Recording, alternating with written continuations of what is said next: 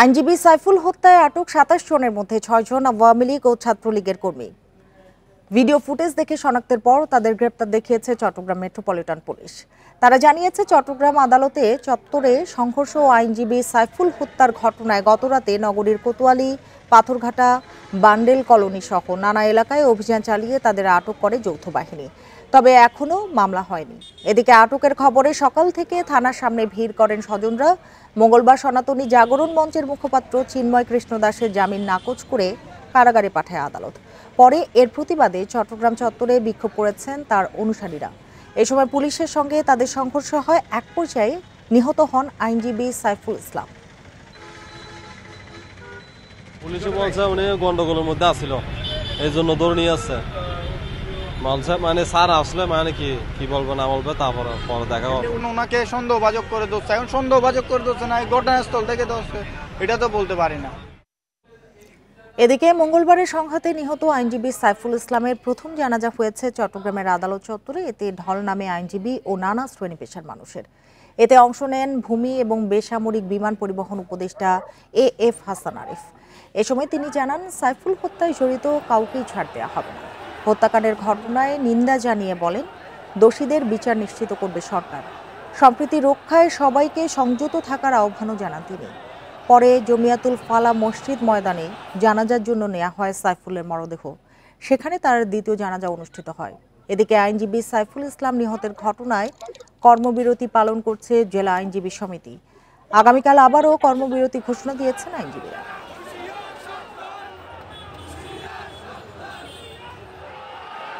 আমরা স্টিলের মতো শক্ত থাকবো, পাথরের মতো শক্ত থাকবো, যাতে আগামী যে কোনো প্রচেষ্টা এই বিপ্লবকে, এই গণঅভ্যুত্থানকে ব্যর্থ করার জন্য যে করে থাকুক, যে অঙ্গনারী করে থাকুক, সেগুলো আমরা প্রতিহত করব।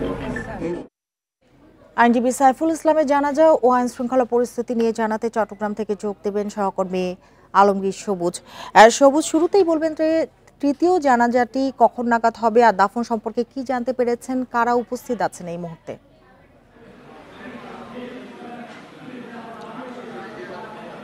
তৃতীয় এখানে চট্টগ্রামে পরপর দুইটা জানাজা অনুষ্ঠিত হয়েছে নিহত আইনজীবী সাইফুল ইসলাম আলিফের।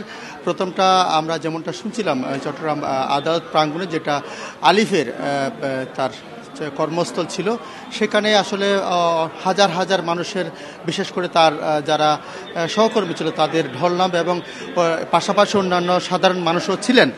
এবং এরপরে 11টার ঠিক পরে জমিয়তুল ফালা জাতীয় মসজিদ ময়দানে জানাজাটা অনুষ্ঠিত হয়েছে। সেখানেও আসলে আমরা দেখেছি হাজার হাজার, বলা চলে যে লাখো মানুষের ঢল নামে, এবং বিভিন্ন শ্রেণীর আইনজীবী ছাড়াও নানা শ্রেণীর মানুষ সেখানে উপস্থিত ছিলেন। সেখানে বিশেষ করে বলতে হয়, সেখানে উপস্থিত ছিলেন বেসামরিক বিমান উপদেষ্টা হাসান আরিফ সহ, এবং বৈষম্য বিরোধী ছাত্র আন্দোলনের নেতা সার্জিস আলম এবং হাসনাত আবদুল্লাহ উপস্থিত ছিলেন।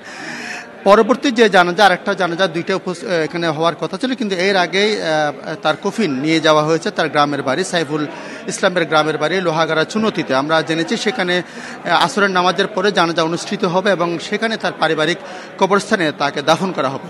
এদিকে এই মুহূর্তে আসলে আমি যেখানে আছি, চট্টগ্রাম সার্কিট হাউস মিলনায়িতে আছি। এখানে উপদেষ্টা হাসান আরিফ এবং হিন্দু যারা নেতৃবৃন্দ আছে তাদের সাথে বৈঠকে বসেছেন। সেখানে উপস্থিত আছেন চট্টগ্রাম মেট্রোপলিটন পুলিশ কমিশনার এবং চট্টগ্রাম সিটির মেয়র সহ বিভিন্ন কর্মকর্তারা উপস্থিত আছেন।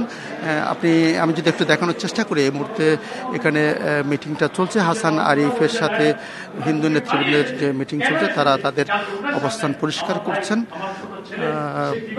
আমি যদি একটু দেখানোর চেষ্টা করি, এখানে হিন্দু নেতৃবৃন্দ যারা আছে তারা তাদের তরফ থেকে কিভাবে সমস্যার সমাধান করা যায় সেগুলি তুলে ধরছেন। পাশাপাশি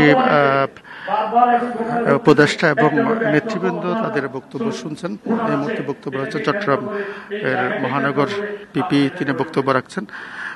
আমরা যেটা জেনেছি, অন্যদিকে পুলিশের তরফ থেকে আমাদেরকে বলা হয়েছে এই ঘটনার পরে, গতকালের ঘটনার পরে বিভিন্ন জায়গায় অভিযান চালিয়ে, বিশেষ করে ঘটনাস্থল বান্ডেল রোড এবং মেতর কলোনি যেটা বলে সেখানে অভিযান চালিয়ে 27 জনকে আটক করা হয়েছে, যাদের মধ্যে 6 জনকে সিসিটিভি ফুটেজ দেখে শনাক্ত করে। শেষ হলে নিশ্চয়ই আমরা বৈঠকের বিস্তারিত জানতে পারবো। তার আগে আপনার কাছে একটু জানতে চাই যে সার্বিক পরিস্থিতি কি, যাদের শনাক্ত করা হয়েছে এবং আটক করা হয়েছে তারা কারা, পরিচয় কি, বাকিরা কারা?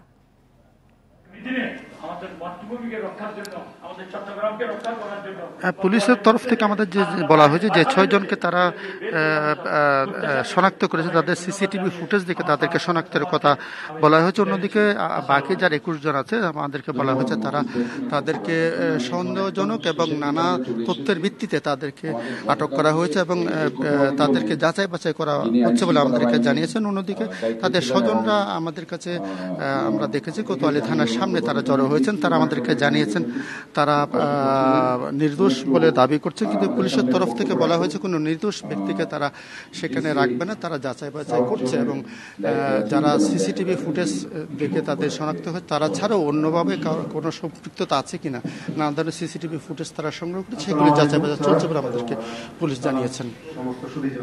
আলমগীর সবুজ, আপনাকে অনেক ধন্যবাদ। পরবর্তীতে নিশ্চয়ই আপডেটগুলো আপনার কাছ থেকে জেনে নেব।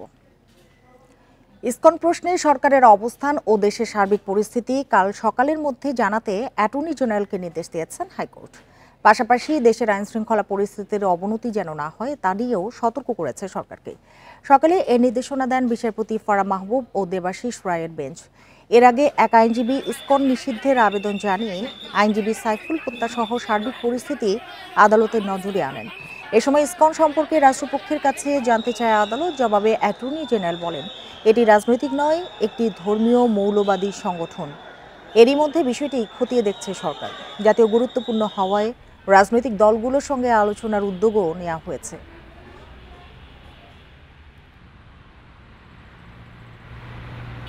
এটা অনাকাঙ্ক্ষিত ঘটনা। এই ঘটনা একটি ক্রিমিনাল অফেন্স। সরকার গুরুত্ব সহকারে এই ঘটনাটিকে দেখছেন এবং এইটার যথাযথ আইনি পদক্ষেপ সরকার নেবেন। জিয়া চ্যারিটেবল ট্রাস্ট দুর্নীতি মামলা থেকে বিএনপি চেয়ারপারসন বেগম খালেদা জিয়া সহ সব অভিযুক্তকে খালাস দিয়েছে হাইকোর্ট। দুপুরে এ রায় দেন বিচারপতি AK-M আসাদুজ্জামান ও বিচারপতি সৈয়দ এনায়েত হোসেনের বেঞ্চ। এ সময় আসামি পক্ষের আইনজীবীরা জানান, এই মামলার কোনো সাক্ষী খালেদা জিয়ার ক্ষমতা অপব্যবহার করে অর্থ আত্মসাতের কথা বলেননি। মামলাটির আইনগত ভিত্তি না থাকার পরও রাজনৈতিক উদ্দেশ্যে সাজা দেওয়া হয়েছে।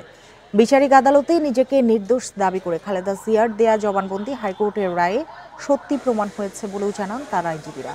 2018 সালের অক্টোবরে জিয়া চ্যারিটেবল ট্রাস্ট দুর্নীতি মামলায় বিএনপি চেয়ারপারসন খালেদা জিয়াকে 7 বছরের কারাদণ্ড দেওয়া হয়। একই সঙ্গে অন্য 3 আসামিকেও এ সাজা দেয় আদালত।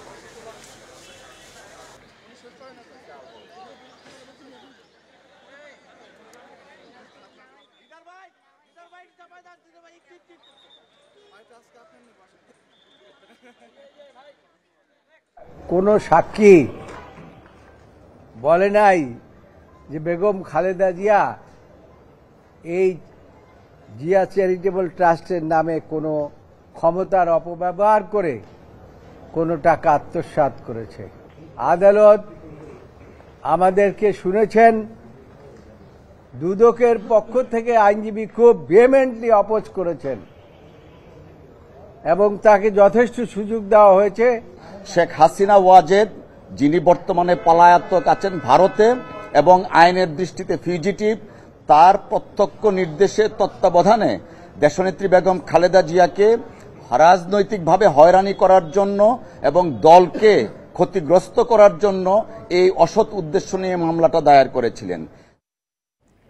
এদিকে বড়পুকুরিয়া কয়লা খনি দুর্নীতি মামলা থেকেও বেগম খালেদা জিয়া সহ খালাস পেয়েছেন সাবেক মন্ত্রী আলতাফ হোসেন চৌধুরী ও খন্দকার মোশাররফ হোসেন। দুপুরে এ আদেশ দেয় বিশেষ জজ আদালত। রায়ের পর খালেদা জিয়ার আইনজীবী মাসুদ তালুকদার বলেন, দেশি বিদেশি চক্রান্তের অংশ হিসেবেই এই মামলা করে তৎকালীন আওয়ামী লীগ সরকার। রাজনৈতিক উদ্দেশ্যেই 17 বছর ধরে মামলাটি চালানো হয়েছে বলেও দাবি তাদের। এর আগে 20 নভেম্বর খালেদা জিয়া ও খন্দকার মোশাররফ হোসেনের পক্ষে অব্যাহতি চেয়ে শুনানি করেন তাদের আইনজীবী। সেদিন শুনানি শেষ না হওয়ায় অধিকতর শুনানির জন্য আজকের দিনটি ধার্য ছিল। 2008 সালে 26শে ফেব্রুয়ারি শাহবাগ থানায় মামলাটি দায়ের করে দুর্নীতি দমন কমিশন। ওই বছর 5ই অক্টোবর খালেদা জিয়া সহ 16 আসামির বিরুদ্ধে দেয়া হয় চার্জশিট।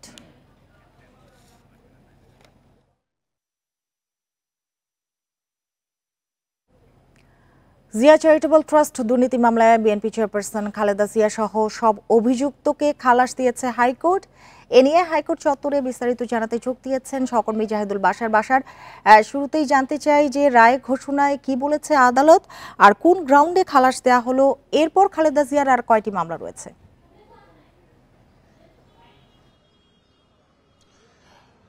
দেখুন, ধন্যবাদ আপনাকে। খালেদা জিয়ার বিরুদ্ধে সবচেয়ে বড় যে দুটি মামলা ছিল এবং যেই দুই মামলায় সাজাপ্রাপ্ত হয়ে তিনি জেল খেটেছেন এবং গুলশানের বাসায় একরকম সরকারের শর্ত আরোপ করে তাকে মুক্তি দেওয়া হয়েছিল, একরকম বন্দী জীবন হয়েছিলেন তিনি, সব মিলিয়ে সেই দুটি মামলায় এর আগে গত 11 নভেম্বর আমরা দেখছি যে জিয়া অরফানেজ ট্রাস্ট মামলায় তার সাজা স্থগিত করেছে আপিল বিভাগ এবং সেটার পরবর্তী শুনানি হবে আবার।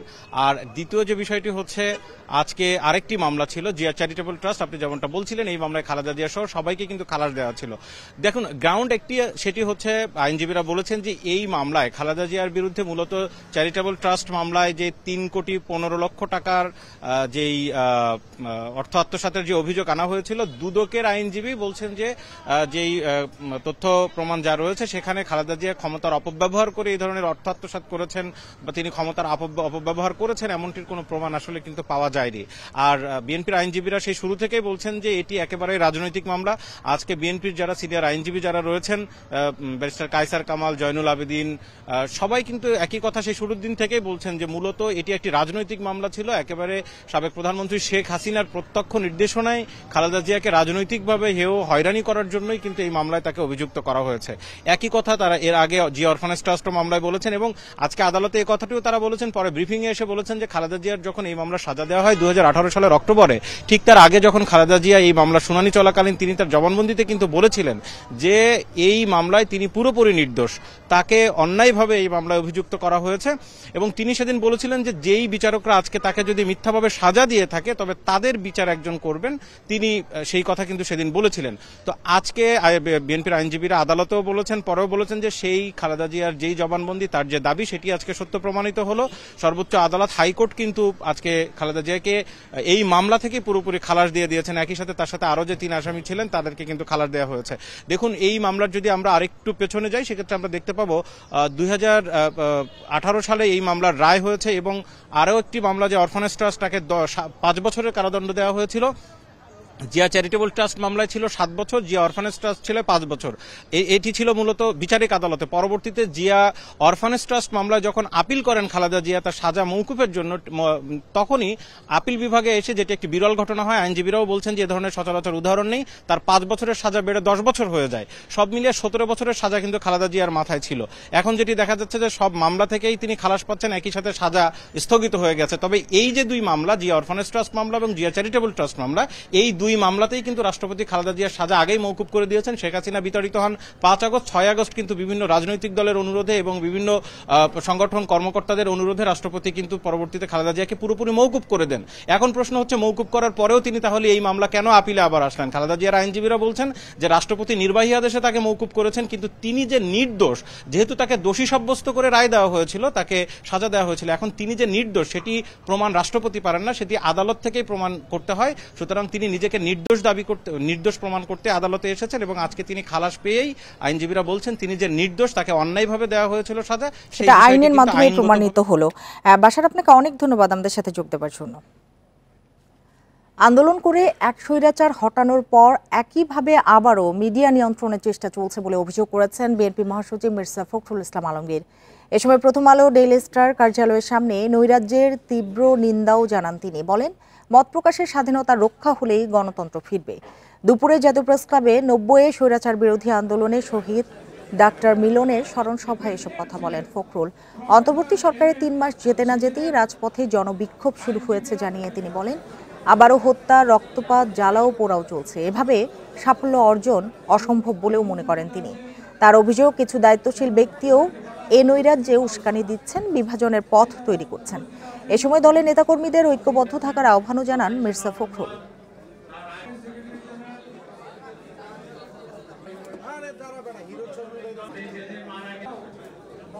যে প্রাণ যে দিল, এত যে গেল, এত যে দিলাম আমরা, তার ফলশ্রুতি কি এই বাংলাদেশ? আমরা এটাই দেখতে চেয়েছি যে 3 মাস হয়নি, এখনই রাস্তায় রাস্তায় লড়াই শুরু হয়েছে। 3 মাসও যায়নি, এখন একজন আরেকজনের বুকে রক্ত ঝরাচ্ছে। 3 মাসও যায়নি, এখন পত্রিকা অফিস পুড়িয়ে দেওয়া হচ্ছে, আক্রমণ করছে। কোন বাংলাদেশ?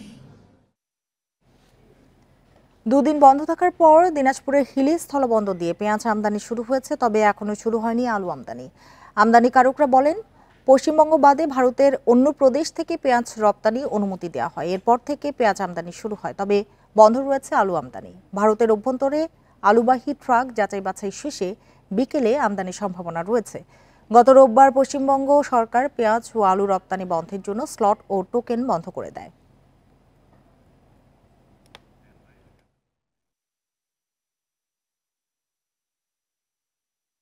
বকেয়া বেতনের দাবিতে টানা দ্বিতীয় দিনের মতো সাভারের নবীনগর চন্দ্রা মহাসড়কে অবস্থান নিয়ে বিক্ষোভ করেছে একটি কারখানার শ্রমিকরা। সকাল থেকে ডিইপিজেড এর পুরাতন জোনের সামনে অবস্থান নেয় তারা। এ সময় আন্দোলনকারীরা জানায়, 4 বছর আগে দেশে করোনা মহামারী দেখা দিলে লেনি ফ্যাশন অ্যাপারেলস কারখানাটি বন্ধ করে দেয় মালিকপক্ষ। এ সময় 3 মাসের বকেয়া বেতন ও আর্ন লিভ সার্ভিস বেনিফিট বুঝিয়ে দেওয়া হয়নি। বারবার পাওনা পরিশোধের আশ্বাস দেওয়া হলেও তা না পাওয়ায় আন্দোলনে নেমেছেন তারা। শিল্প পুলিশ জানায়, মালিকপক্ষ ও শ্রমিকদের সাথে কথা বলে বিষয়টি সমাধানের চেষ্টা চলছে।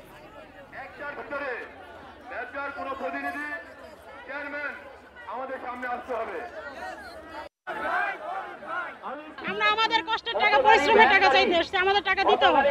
আমরা আন্দোলন করতে আসিনি, আমাদের সুন্দরভাবে টাকা বুঝাই দিবে, আমরা চলে যাব। 30 নভেম্বরের ভিতরে তারা টাকা দিবে, কিন্তু এখন তারা কোনো টাকা দিচ্ছে না, এখন বলতেছে আরো সময় যায়। এ নিয়ে আরো জানাতে সাভার থেকে যোগ দিয়েছেন সহকর্মী রুবেল আহমেদ। রুবেল, বিক্ষোভের সবশেষ অবস্থা বলবেন, আর যান চলাচলের কি অবস্থা?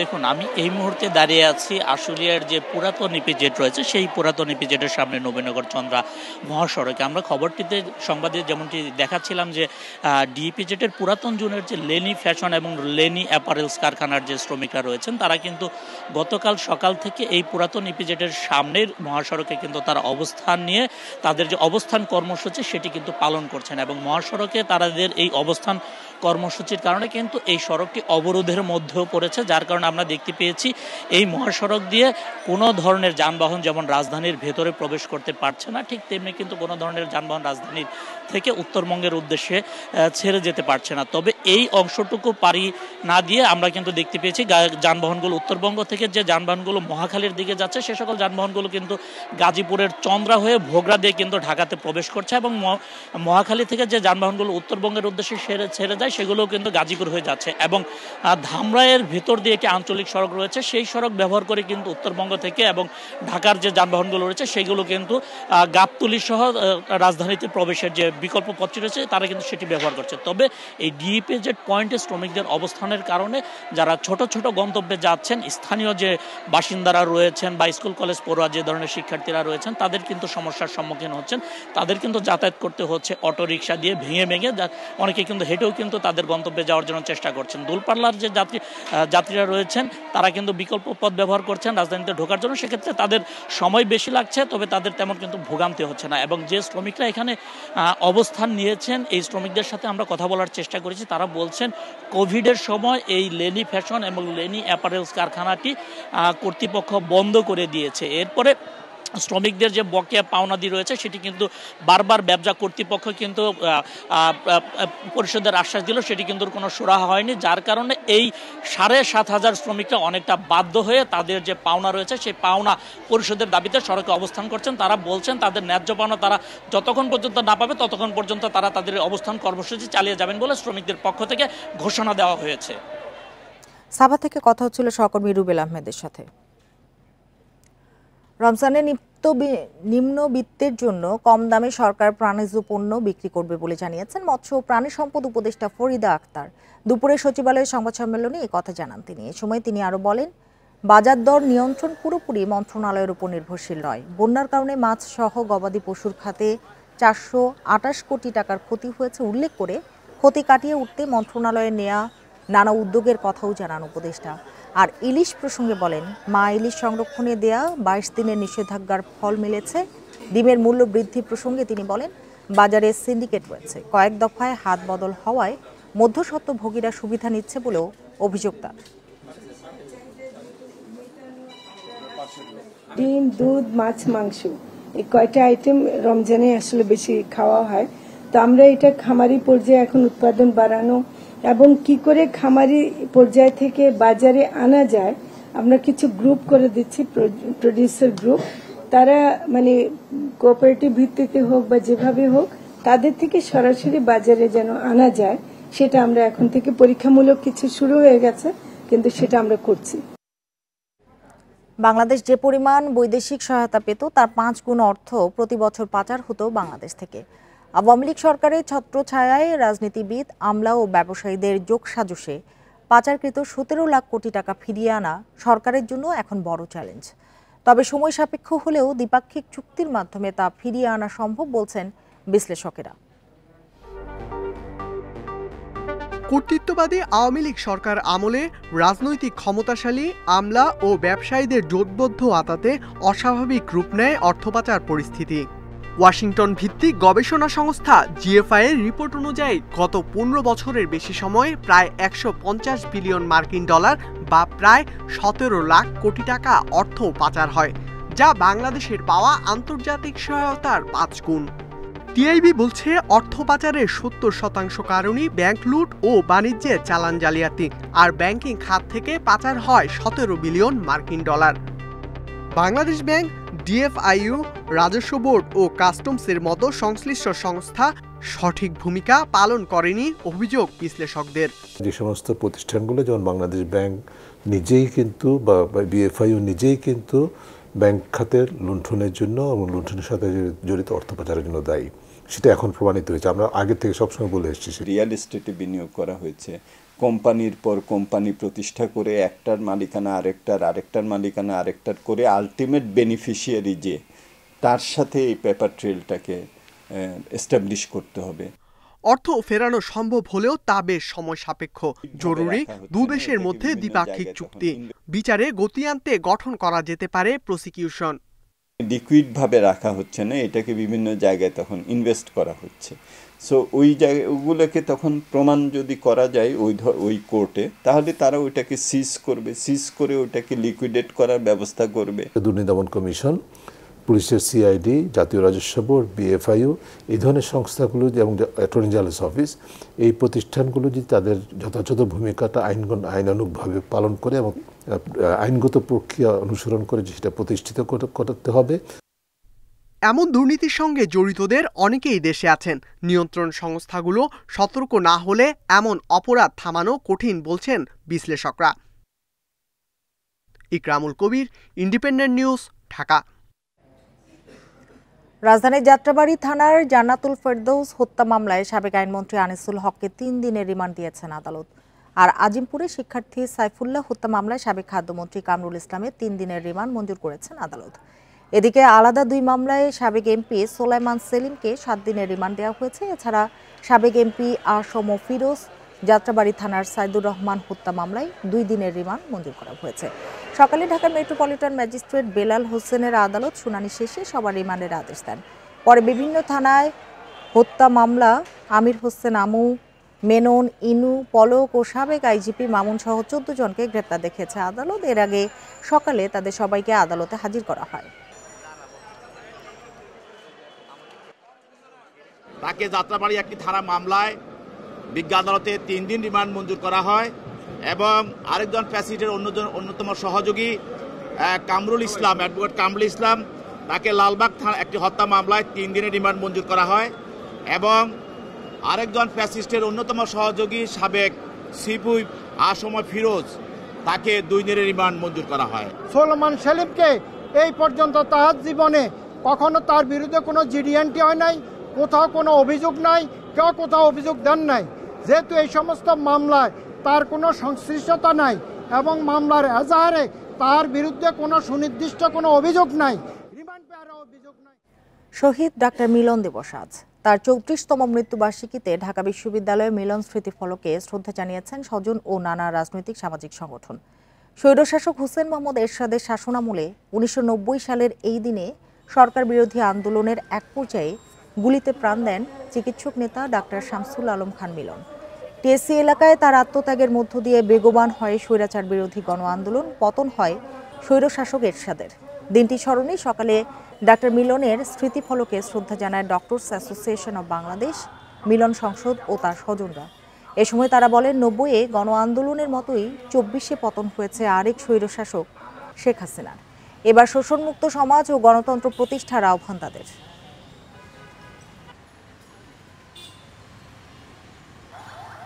স্বৈরশাসকের পতনের পর যতগুলি গণতান্ত্রিক সরকার এসেছে কেউই সবাই ব্যর্থ হয়েছে এই মুক্তিযুদ্ধের চেতনাকে বাস্তবায়ন করতে। গণঅভ্যুত্থানের মূল লক্ষ্য বাস্তবায়নের জন্য যেন আমরা এগিয়ে যাই, তাহলে মুক্তিযুদ্ধের শহীদদের রক্ত, মিলনের রক্ত, সব রক্ত কিন্তু আমরা ঋণ শোধ করতে পারবো। আর এই ছিল এখনকার সংবাদে। ইন্ডিপেন্ডেন্ট টেলিভিশনের সব খবর আরো বিস্তারিত জানতে চোখ রাখুন ফেসবুক, ইউটিউব এবং এক্সে। ধন্যবাদ সবাইকে এতক্ষণ সাথে থাকার জন্য।